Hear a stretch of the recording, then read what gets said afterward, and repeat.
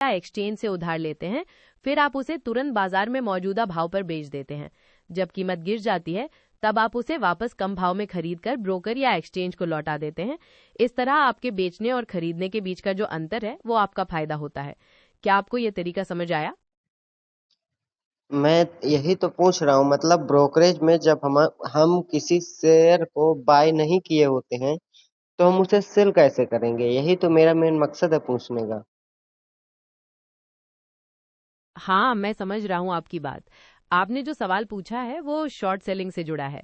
इसमें जैसा कि मैंने पहले बताया, आप शेयर को खरीदते नहीं हैं, बल्कि आप उन्हें ब्रोकर या एक्सचेंज से उधार लेते हैं। जब आप ब्रोकर से उधार लेते हैं तो आपके खाते में वो शेयर दिखने लगते हैं, भले ही वो आपके अपने ना हो, और फिर आप उन्हें तुरंत बाजार में बेच सकते हैं। क्या आप थोड़ी बात समझ आई? अच्छा, मतलब मैंने आपसे ये मान के चलो 10 रुपए लिया, और 10 रुपए लेने के बाद जब 10 रुपए के बिस्कुट की कीमत 5 रुपए हो गई, जब मैं तुम्हें 5 वाला बिस्कुट वापस कर दिया, यही कहना चाहती हो? हाँ, आप बिल्कुल सही समझ रहे हैं। बस इसमें बिस्किट की जगह शेयर होते हैं। आपने 10 रुपए का शेयर उधार लेकर बेच दिया। जब उसकी कीमत 5 रुपए हो गई तो आपने 5 रुपए में उसे खरीद कर वापस कर दिया। जो 5 रुपए का फर्क पड़ा वो आपका फायदा हो गया। लेकिन ये ध्यान रखना जरूरी है कि अगर शेयर की कीमत बढ़ गई तो आपको नुकसान भी हो सकता है। ये तो मालूम है, लेकिन ये बताओ, सबसे ज्यादा प्रॉफिट हमें सेल करके बाय में होता है कि बाय करके सेल में होता है? ये कहना मुश्किल है कि किसमें ज्यादा प्रॉफिट होता है। दोनों ही तरीकों में बड़ा प्रॉफिट कमाया जा सकता है। ये सब बाजार की चाल और आपकी रणनीति पर निर्भर करता है। अगर आपने सही समय पर बाजार का अंदाजा लगा लिया तो आप बाय करके सेल में भी और सेल करके बाय में भी अच्छा प्रॉफिट बना सकते हैं। क्या आप किसी खास परिस्थिति के बारे में सोच रहे हैं? अच्छा, जो एक मतलब एक उसमें टैक्स वैक्स देना पड़ता है, ये टैक्स का मतलब हमारा टैक्स मान के चलिए, हमने 1,000 का एक शेयर खरीदा, ठीक है।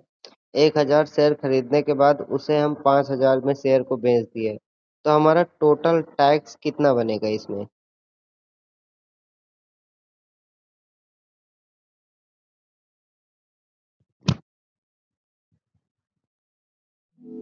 शेयरों पर टैक्स कई बातों पर निर्भर करता है, जैसे कि आपने उन्हें कितने समय के तक अपने पास रखा।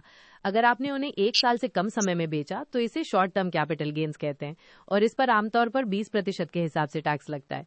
और अगर आपने उन्हें 1 साल से ज्यादा रखा तो उसे लॉन्ग टर्म कैपिटल गेन्स कहते हैं, जहां टैक्स की दर कम हो सकती है। आपके मामले में 1,000 का शेयर 5,000 में बेचने पर आपको 4,000 का प्रॉफिट हुआ। क्या आप बता सकते हैं कि आपने शेयर कितने समय तक अपने पास रखे? मान के चलिए मैं इसे रखता हूँ 5 महीने के लिए। ठीक है। अगर आपने इसे 5 महीने के लिए रखा तो जैसा कि मैंने बताया, ये शॉर्ट टर्म कैपिटल गेन माना जाएगा। इस हिसाब से 4,000 के प्रॉफिट पर लगभग 20% टैक्स लगेगा, यानी करीब 800 रुपए। इसके अलावा कुछ सरचार्ज और सेस भी लग सकते हैं। क्या आप इसके बारे में और डिटेल में जानना चाहते हैं? मतलब टोटल अमाउंट मेरे पास बचेगा 3,900, है ना?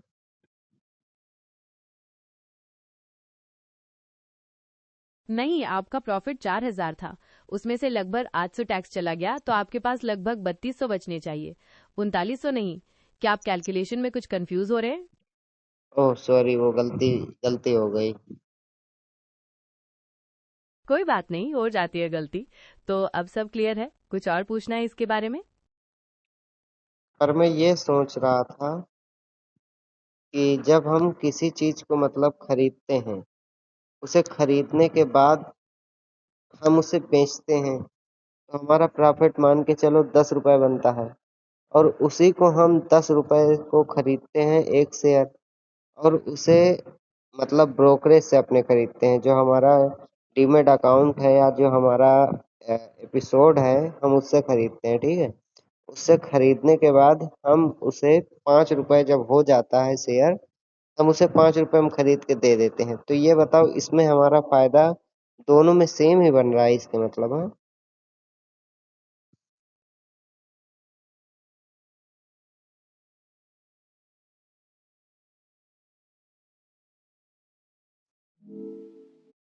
हाँ, आप बिल्कुल सही समझ रहे हैं। दोनों ही स्थितियों में फायदे की रकम समान हो सकती है। ये सब बाजार के उतार चढ़ाव पर निर्भर करता है। बस फर्क इतना होता है कि पहले तरीके में आप पहले खरीदते हैं और फिर बेचते हैं, और दूसरी स्थिति में आप पहले बेचते हैं उधार लेकर और फिर खरीदते हैं। क्या आप ये पूरी तरह समझ आ गया? ठीक है, समझ में आ गया। बहुत बढ़िया। मुझे खुशी है कि मैं आपकी मदद कर पाया। अगर आपके मन में कोई और सवाल आए तो बेझिझक पूछिएगा। लेकिन ये बताइए, क्रिप्टो ट्रेडिंग मतलब हम लोग उसमें कैसे कर सकते हैं?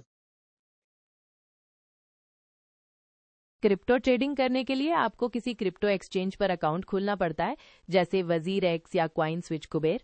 फिर अपने बैंक अकाउंट से उसमें पैसे डालने पड़ते हैं और उसके बाद आप अलग अलग क्रिप्टो करेंसी खरीद और बेच सकते हैं। लेकिन याद रखिएगा, इसमें बाजार बहुत अस्थिर होता है तो जोखिम भी ज्यादा है। क्या आप किसी खास एक्सचेंज के बारे में जानना चाहते हैं? अच्छा, $1 मतलब डॉलर में किस प्रकार शेयर खरीदते बेचते हैं, किस ब्रोकरेज में?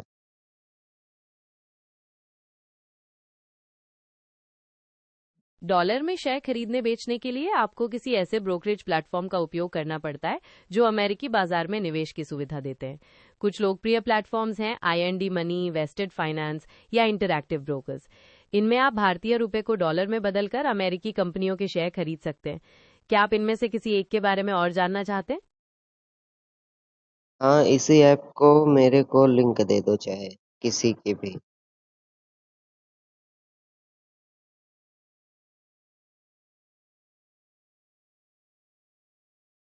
मैं सीधे लिंक तो नहीं दे सकता, लेकिन आप गूगल प्ले स्टोर या एप्पल ऐप स्टोर पर जाकर इनमें से किसी भी ऐप का नाम टाइप करके सर्च कर सकते हैं और वहां से उसे डाउनलोड कर सकते हैं। क्या आपको नाम फिर से सुनने?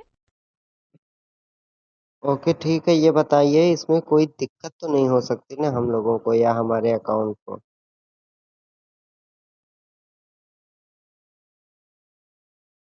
देखिए, किसी भी इन्वेस्टमेंट प्लेटफॉर्म पर थोड़ी बहुत जोखिम तो हमेशा रहती है, लेकिन आईएनडी मनी, वेस्टेड फाइनेंस या इंटरैक्टिव ब्रोकर्स जैसे जो जाने माने प्लेटफॉर्म्स हैं, वे आमतौर पर कड़े नियमों का पालन करते हैं और सुरक्षा के इंतजाम रखते हैं।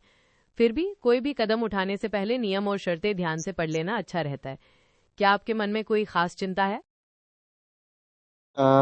ये बताइए, मतलब मैं जैसे अमेरिका के एक शेयर खरीदता हूँ, एक शेयर खरीदने के बाद उससे मेरे को प्रॉफिट होता है 10,000 का, जिसमें मैंने डाला था 500 रुपए। अब ये बताइए, वहां से जो 10,000 आएगा वो मेरे अकाउंट में कैसे आएगा?